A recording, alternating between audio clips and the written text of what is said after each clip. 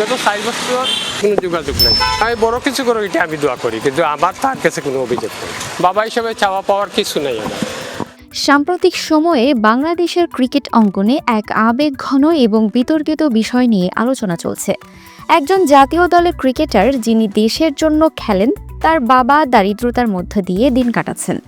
নাসুমের বাবা আক্কাস আলী বর্তমানে Sylhet housing estate এলাকায় একজন নিরাপত্তারক্ষী হিসেবে কাজ করছেন।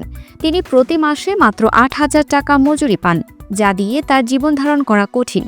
এটি একটি দুঃখজনক চিত্র, কারণ তার ছেলে নাসুম আহমেদ একজন জাতীয় দলের ক্রিকেটার, যার আয় অনেক বেশি।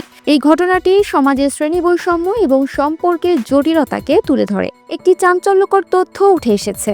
গত 4 বছর ধরে ছেলে নাসুমের সাথে তার কোনো যোগাযোগ নেই। নাসুমের এক আত্মীয় এবং এলাকার বাসিন্দারা জানান যে নাসুমের বিয়ের পর থেকেই তাদের মধ্যে এই দূরত্ব সৃষ্টি হয়। এটি কেবল একটি পারিবারিক সমস্যা নয়, বরং এটি একটি মানবিক সংকট। একজন বাবা যিনি তার ছেলেকে ক্রিকেটার বানানোর জন্য অনেক ত্যাগ ও কষ্ট করেছেন, আজ তিনি তার ছেলের থেকে বিচ্ছিন্ন।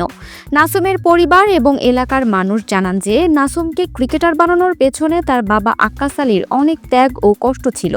তিনি তার ছেলের স্বপ্ন পূরণের জন্য অনেক কিছু বিসর্জন দিয়েছেন। তার এই ত্যাগ এবং কষ্টই নাসুমকে একজন সফল ক্রিকেটার হিসেবে প্রতিষ্ঠিত করেছে, কিন্তু তার এই ত্যাগের প্রতিদান হিসেবে তিনি আজ তার ছেলের থেকে বিচ্ছিন্ন এবং দারিদ্রতার মধ্যে দিয়ে দিন কাটাচ্ছেন।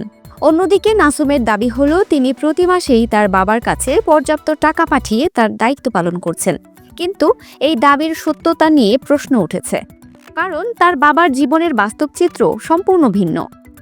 এই ঘটনাটি কেবল একটি পারিবারিক গল্প নয়, বরং এটি একটি সামাজিক বার্তা। এটি আমাদের মনে করিয়ে দেয় যে সাফল্য এবং খ্যাতি অর্জন করা গুরুত্বপূর্ণ, কিন্তু তার চেয়েও বেশি গুরুত্বপূর্ণ হলো পারিবারিক সম্পর্ক এবং মানবিক মূল্যবোধ। একজন সফল ব্যক্তি যদি তার শিকড় এবং যারা তাকে সফল হতে সাহায্য করেছে তাদের ভুলে যায়, তাহলে তার সাফল্য অর্থহীন হয়ে পড়ে। এই ঘটনাটি আমাদের সমাজের জন্য একটি বড় ধরনের সতর্কবার্তা। Multimedia desk, Dinajpur TV. Dinajpur TV মানুষের জীবনের কথা বলে।